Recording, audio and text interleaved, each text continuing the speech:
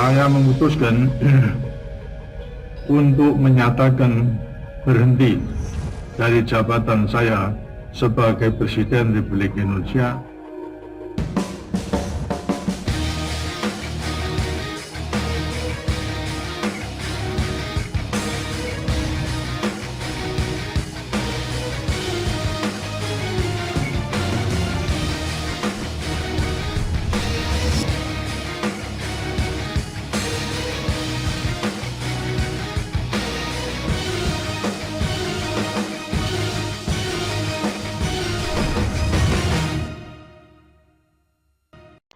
Hey guys, seneng banget nih kita bisa online bareng-bareng hari ini. Kita bisa ngobrolin tentang ada case menarik tentang negara kita sendiri yang terjadi pada tahun 1997-1998 pada saat Indonesia dilanda oleh krisis moneter. Jadi kita bisa bahas tentang sesuatu yang kayaknya cukup kompleks di sini ya. Tapi pasti menarik lah untuk kita bahas.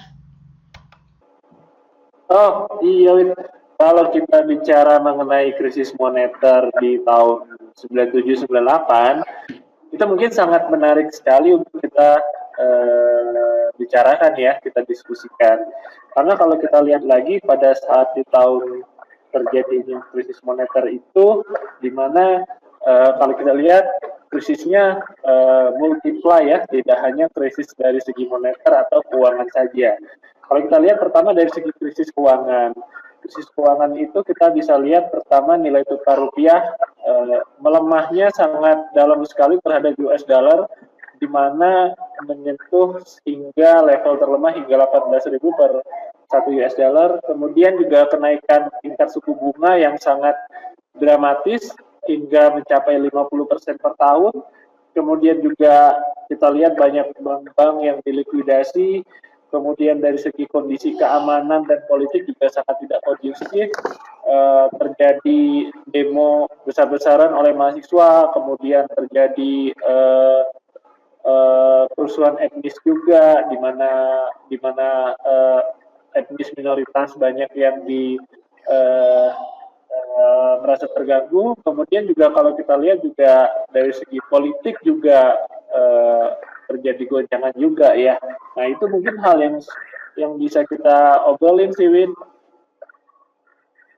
Oke, tapi sebenarnya kalau kita lihat ya, zaman-zaman dulu itu kan Soeharto itu bagus banget ya. Nah, waktu suksesi dari pemerintahan Soekarno ke pemerintahan Soeharto itu kondisi ekonomi kita memang sangat terpuruk gitu. Nah, Soeharto ketika mulai memerintah Indonesia tahun 68 ya, setelah Supersummat 66 itu menjadi pemerintah yang bagus gitu. Ekonomi kita tumbuh dengan sangat baik kalau nggak salah pada waktu itu. Mungkin Pak Imam bisa cerita Pak, kan zaman-zamannya mungkin Pak Imam lebih tahu tuh Pak, zaman senior kita kan, kita mah belum lahir Pak zaman segitu. Ya, saya sedikit merasakan bahwa pada tahun zaman era Soeharto itu pembangunan kita itu cukup pesat. Karena pemerintahan Soeharto itu pada awalnya yang menarik investasi dari luar, khususnya eksploitasi terhadap sumber daya alam kita.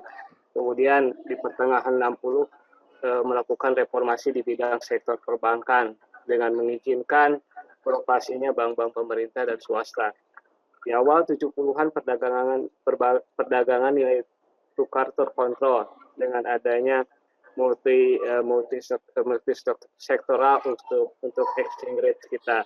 Kemudian pada tahun 71 rupiah itu terkontrol pada fixed rate 415 dolar.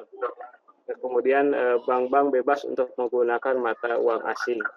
Yang paling signifikan adalah di sektor minyak memberikan kontribusi yang cukup signifikan terhadap pertumbuhan ekonomi kita.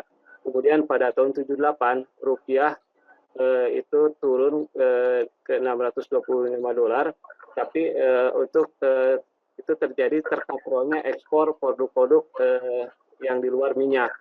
Ya, pada tahun 81 industri minyak itu memberikan 70% pendapatan negara dan memberikan kontribusi 82% pendapatan ekspor kita. Kemudian pada tahun 68 sampai 81 GDP tumbuh rata-rata 7%. Dan pada utamanya pada saat itu datang dari sektor minyak. Saya sepakat ya tadi dengan yang disampaikan Pak Imam. Jadi memang betul di tahun 88 ini juga pemerintah mengeluarkan kebijakan yang disebut crawling peg. Nah, ini untuk menekan angka inflasi rupiah terhadap mata uang asing dengan melakukan drift dari 3,5% menjadi 5,5% per tahun. Untuk GDP per kapitanya melampaui 1.000 US dollar ini dibandingkan masa pertama kali Soeharto menjabat sebagai presiden. Nah, kemudian tingkat inflasi juga rendah, pengangguran juga menurun, mata uang stabil, karena memang inflasi dikontrol sepenuhnya oleh pemerintah. Sektor ekonomi yang juga berperan besar ini untuk pertumbuhan di GDP ada di sektor layanan, dari produk manufaktur, dan dari industri primer. Nah, khusus di tahun 96, Indonesia juga menjadi negara ketiga terbesar untuk FDI Asia Pasifik. Ini dengan total ekspor 49,8 miliar US dollar. Ini meningkat sekitar 9,7%. Kemudian untuk sektor ekspor untuk non-oil dan gasnya juga menyumbang 76,5% dari total ekspor. Selain itu juga untuk tekstil, industri sepatu juga memberikan kontribusi 37,7% dari sektor produk non-oil dan gas. Nah, untuk ekspor minyak dan gasnya sendiri ini nilainya mencapai 12,9 miliar US dollar yang sebagian diekspor ke Jepang.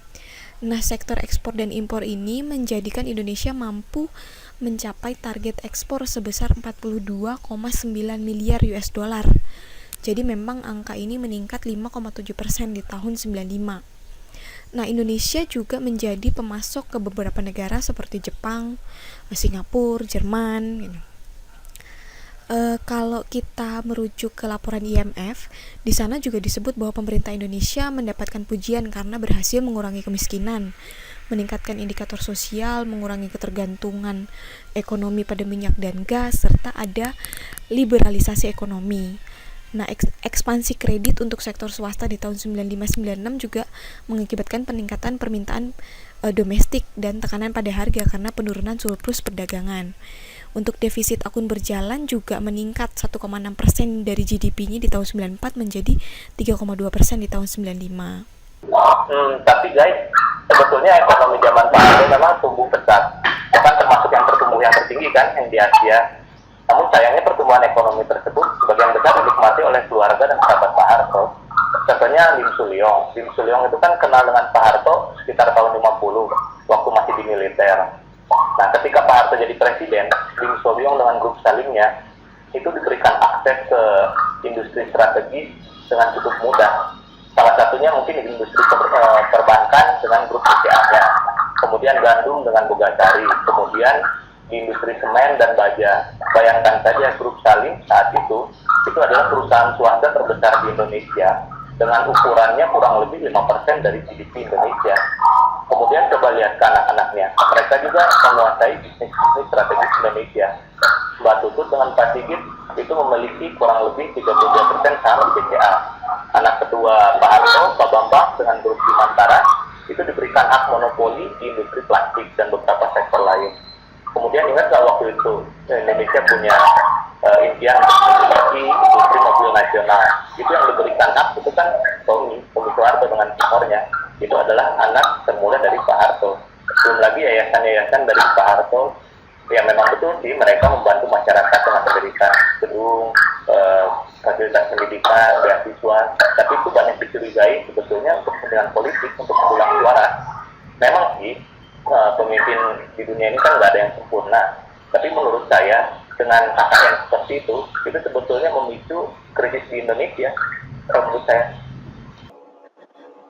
Bro, sebenarnya itu tidak completely seperti itu kejadian pemicu krisis ekonomi di Indonesia. Kalau kita lihat terjadinya krisis moneter di Indonesia merupakan efek sistemik dari krisis ekonomi yang terjadi di Thailand.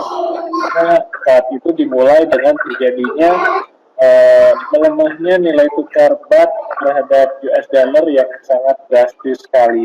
Nah, kalau kita lihat pada saat krisis moneter itu, dari segi pemerintahan Soeharto, mereka tidak tinggal diam. Mereka mengambil tindakan untuk mencegah agar krisis moneter ini tidak terjadi berlarut-larut. dengan cara dengan menurunkan government expenditure dari pemerintah. Kemudian yang kedua, meningkatkan tarif pajak untuk barang-barang mewah. Kemudian yang ketiga, dengan menurunkan tarif untuk beberapa barang yang produktif, dan yang keempat dengan cara melikuidasi bank-bank dan melakukan merger dari bank-bank yang bermasalah pada saat terjadinya krisis moneter.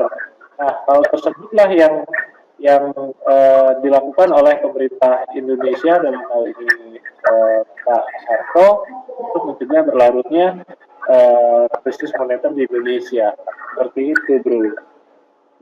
Iya, jadi memang Soeharto itu pada zaman-zaman itu dia juga sudah melakukan aksi-aksi atau tindakan ini ya, perbaikan gitu untuk menanggulangi krisis yang terjadi di Indonesia gitu. Bahkan Soeharto sendiri itu sudah mengajukan pinjaman dana juga ke IMF karena kebutuhan dana kita cukup mendesak saat itu. Walaupun pada akhirnya IMF meng-approve itu sampai mengeluarkan 23 miliar US dollar paket bantuan yang tergabung dari antara IMF, World Bank, dan ASEAN Development Bank, tapi memang dengan aturan-aturan ini sih, aturan khusus gitu. Jadi kayak kondisi ekonominya harus ada restrukturisasi terhadap perbankan, terus menghilangkan yang namanya monopoli, liberalisasi harus dimunculkan, kemudian rupiah itu distabilisasi menggunakan monetary policy dan flexible exchange rate, dan juga ada pengetatan fiskal di mana 1% dari GDP itu di 9798 dan 2% di 9899. Nah, jadi memang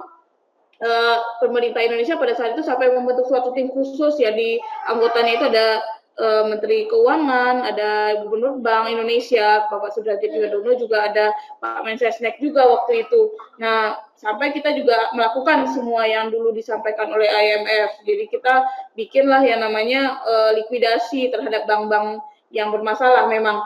Nah, tapi tetap ternyata kondisi ini itu tidak membaik signifikan karena rupiah terus melemah, fluktuasinya pun semakin parah gitu. Jadi akhirnya Indonesia sendiri tidak merasa cukup cocok dengan program-program yang ada di IMF gitu, sampai Pak Harto sendiri pun terlihat ingin melakukan perubahan atau tidak ingin mengikuti semua hal yang sudah disampaikan oleh IMF. Sampai-sampai pada zaman itu Clinton, terus ada Perdana Menteri Jepang juga, kemudian ada Managing Director-nya IMF datang sendiri ke Pak Harto untuk memastikan supaya Indonesia tetap mengimplementasikan program-program IMF. Salah satu hal blunder yang akhirnya dilakukan oleh Pak Harto adalah pada Januari 98, Pak Harto ingin dipilih lagi jadi Presiden Republik Indonesia. Kali ini menggandeng Habibie sebagai wakil presidennya. Nah, di situ rupiah jadi drop banget, jadi 16.500 per dolarnya. Iya. Tapi sebetulnya di luar proposal dari IMF itu juga, itu ada proposal alternatif. Waktu itu di tahun 1998, pada tanggal 4 Februari, Pak Harto itu ketemu dengan Stephen Hanke, yaitu Profesor Ekonomi John Hopkins University. Dia mengajukan proposal strategi pemulihan ekonomi dengan menggunakan the currency board. Ide ini sebetulnya sudah pernah diimplementasikan di Argentina, Estonia, Lithuania, dan Hong Kong. Konsep utamanya adalah menetapkan kurs dengan nilai tetap terhadap mata uang jangkar, yaitu US dollar, untuk menstabilkan fluktuasi rupiah tadi yang sudah anjlok cukup dalam sampai 16.000. Berdasarkan perhitungan Stephen Hanke, fixed rate currency yang disarankan adalah kurang lebih 5.500 rupiah per dolar. Nah, setelah beberapa waktu, mungkin Pak Harto ngobrol dengan tim ekonominya dan mempertimbangkan saran dari Stephen Hanke dan sepertinya setuju dan berencana untuk mengimplementasikan konsep the currency board tersebut. Namun ternyata negara internasional itu tidak senang dengan rencana Pak Harto. Analis internasional saat itu meyakini menetapkan fixed currency rate bukan hanya akan gagal memulihkan ekonomi Indonesia, tapi juga akan menyebabkan ekonomi Indonesia akan semakin terpuruk. Tekanan juga muncul dari IMF dengan suratnya tanggal 11 Februari itu memperingatkan Pak Harto kalau IMF akan membatalkan bantuan sebesar 43 miliar dolar jika currency board dijalankan. Bahkan Presiden Amerika saat itu, Bill Clinton, sampai menelpon Pak Harto untuk meyakinkan Pak Harto untuk tidak menjalankan konsep menetapkan fixed exchange rate. Hal ini tentu menimbulkan dilema untuk Pak Harto. Strategi apa sih yang perlu diambil Indonesia untuk memulihkan ekonomi Indonesia? Apakah menjalankan proposal IMF atau mungkin proposal alternatif yang currency board? Tapi yang pasti kita harus membayangkan Harto saat itu. Sebetulnya proposal yang paling tepat untuk Indonesia itu yang mana sebenarnya?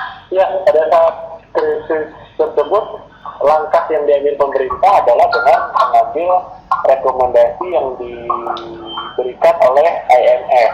Karena pada saat tersebut, IMF mengancam jika pemerintah tidak mengambil rekomendasi yang diberikan oleh IMF, maka dana yang akan digunakan untuk membantu mengatasi krisis moneter itu tidak akan dicairkan.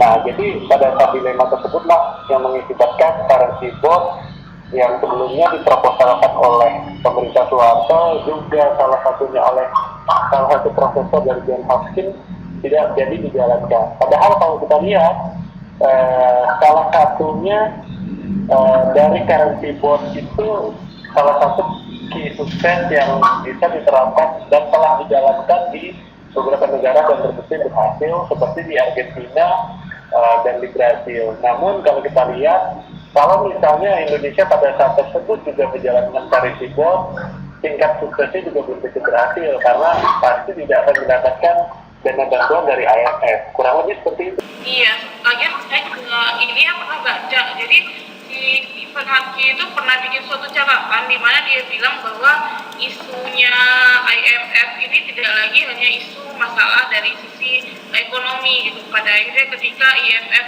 membuat Indonesia harus menerima program IMF itu memang gara-gara isunya adalah isu politis. Jadi si managing director IMF pada saat itu Michael Kamdensus itu memang merancang suatu kondisi di mana pada akhirnya Soeharto harus mundur gitu, sehingga kondisinya ketika Indonesia akhirnya menerima bantuan IMF, kondisi ekonomi tidak membaik dan makanya pada akhirnya Soeharto malah jadinya 21 Mei 1998 itu bukan diri dari Presiden Republik Indonesia gitu.